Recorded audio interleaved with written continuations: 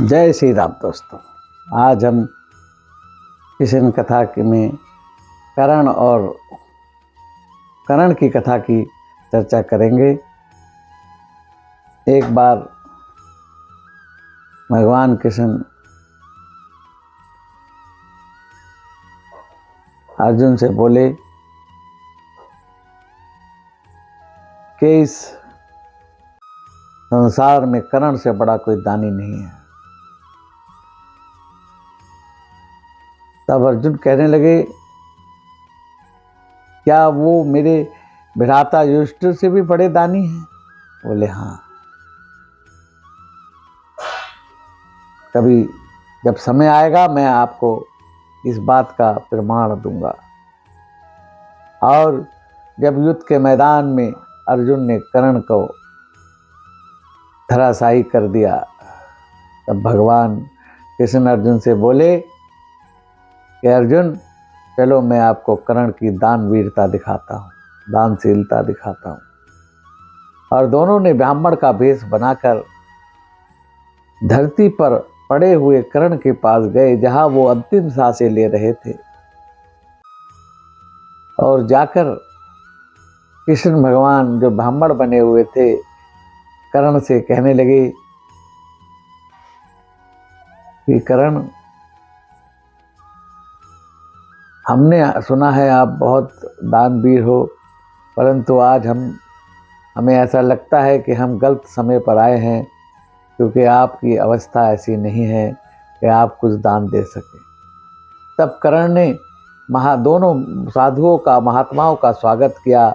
और कर्ण कहने लगे, नहीं महाराज आप ठहरो, 2 मिनट ठहरो।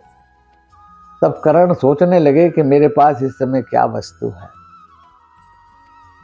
और कर्ण को याद आया कि उनके 2 दांतों में सोना मढ़ा हुआ है। और कर्ण ने अपने दोनों दांतों को किसी पत्थर के टुकड़े के सहारे तोड़कर और अपने हाथ में लिया और ब्राह्मण देव को देने लगे। तब ब्राह्मण देव बोले कि भाई बिना, ये तो आपने मुख से निकाला है, ये अशुद्ध है, बिना शुद्ध किए तो हम ले नहीं सकते, ये तो अशुद्ध दान हो जाएगा, पहले इसे जल से धो। तब कर्ण ने कहा कि हे ब्राह्मण, वो दूर पड़ा मेरा धनुष एक बार उठा दो तो मैं इसे अभी जल से पवित्र कर देता हूं। ब्राह्मण कहने लगे कि यदि मैंने श्रम किया तो फिर ये दान नहीं होगा। तब कर्ण ने स्वयं अपने शरीर को कष्ट देते हुए वो धनुष उठाया और उसका अनुसंधान किया, वरुण अस्त्र का अनुसंधान करके जल की वर्षा की, जिससे वो सोना पवित्र हो गया। और फिर वो सोना ब्राह्मण को दान दिया। और जैसे ही वो दान दिया, भगवान कृष्ण अपने असली रूप में आ गए। और असली रूप में आकर भगवान ने कहा कि हे कर्ण, आज से पहले न आज के बाद पृथ्वी पर कोई तेरे जैसा दानी नहीं होगा। पृथ्वी के दानियों का यदि कभी नाम लिया जाएगा तो सबसे ऊपर तेरा नाम होगा। और मैं तुझे आज से अपनी शरण में लेता हूँ। और भगवान ने कर्ण को सीधा अपने धाम भेज दिया। तब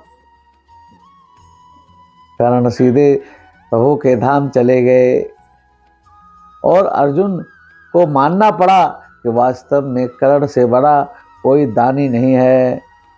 उनके भ्राता युधिष्ठिर भी उससे बड़े दानी नहीं हैं। तो ये थी कर्ण की कथा। बहुत बड़े दानी थे कर्ण, कभी किसी याचक को अपने द्वार से खाली नहीं लौटाते। वो रोज कई किलो सोना दान करते थे।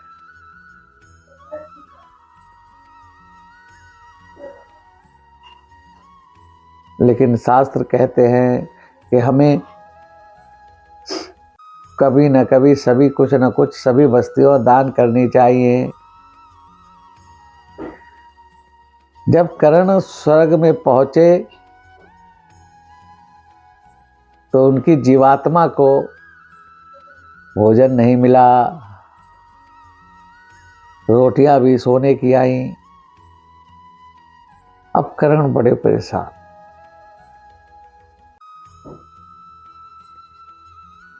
तब कर्ण ने प्रभु से प्रार्थना की कि मुझे कुछ समय के लिए पृथ्वी पर भेजो, और भगवान ने उनको अनुग्रह किया और कर्ण दोबारा कुछ समय के लिए आए और अन्न का दान करके गए। तब उनकी जीवात्मा को स्वर्ग में अन्न प्राप्त हुआ।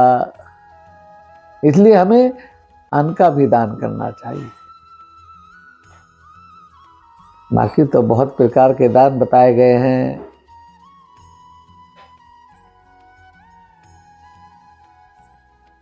आज हम एक छोटा सा भजन सुनाते हैं कि भक्त नहीं होंगे भगवान कहाँ होगा, जब भक्त नहीं होंगे भगवान कहाँ होगा। हर एक समस्या का समाधान कहाँ होगा, गर भक्त नहीं होंगे भगवान कहाँ होगा। हर एक समस्या का समाधान कहाँ होगा। दानी भी हुए लाखों और दान भी होते हैं,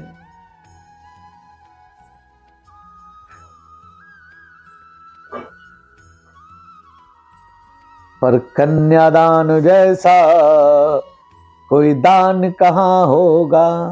शास्त्र कहते हैं कि संसार में सबसे बड़ा दान कन्यादान है।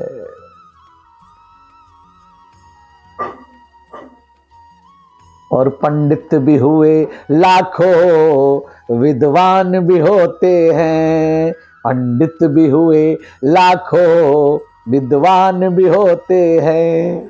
जानते हैं सबसे बड़ा विद्वान कौन था?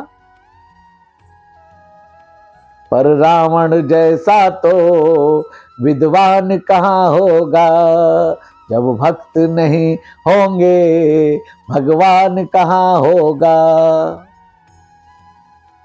मेहमान भी आते हैं, मेहमानी होती है। संसार में लोगों के घर मेहमान आते जाते रहते हैं और उनकी खातिरदारी भी होती है। मेहमान भी आते हैं, मेहमानी भी होती है, पर भक्त सुदामा सा मेहमान कहाँ होगा। सुदामा जी द्वारका में भगवान कृष्ण के मेहमान बने हैं, ऐसा मेहमान तो कभी किसी के यहाँ आया ही नहीं। रुक्मणी जी कहती हैं कि प्रभु ये कैसे मेहमान हैं, इनके लिए आपने सारे नेम ताक पर रख दिए।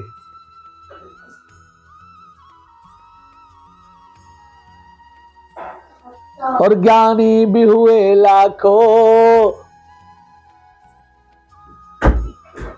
और ज्ञान भी होता है, ज्ञानी भी हुए लाखों और ज्ञान भी होता है, पर गुरुदेव नहीं होंगे तो ज्ञान कहाँ होगा। गुरुदेव नहीं होंगे तब ज्ञान कहाँ होगा।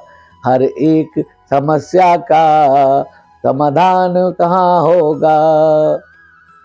और प्रेमी भी हुए लाखों और प्रेम भी होता है, प्रेमी भी हुए लाखों और प्रेम भी होता है, पर मीरा जैसी तो, पर मीरा जैसा तो भाई प्रेम कहाँ होगा।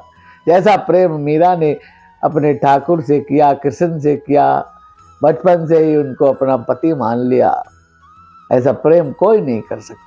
आज भी प्रेम दीवानी में मीरा का नाम सर्वोपरि है।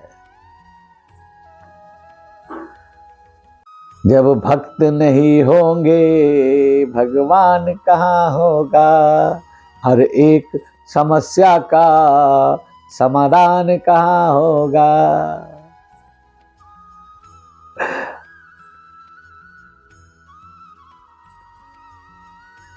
बोले कृष्ण कन्हैया लाल की जय, आज के आनंद की जय। भाई और दोस्तों, ये तो प्रभु की कथा की चर्चा है, प्रभु के नाम की चर्चा है। प्रभु, आपको वीडियो अच्छी लगे लाइक शेयर करना, सब्सक्राइब ना किया हो तो सब्सक्राइब करना, आइकन बेल आइकन के बटन को दबाना। हमें जो भी थोड़ा बहुत प्रभु का ज्ञान है, कथाओं का, वो हम आपके साथ शेयर करते हैं। जय श्री कृष्ण। कार्तिक मास है, तुलसा जी की पूजा करें, तुलसा जी के आगे दीपक जलाए, इससे धन की बरकत होती है, धन में वृद्धि होती है। जय श्री कृष्ण।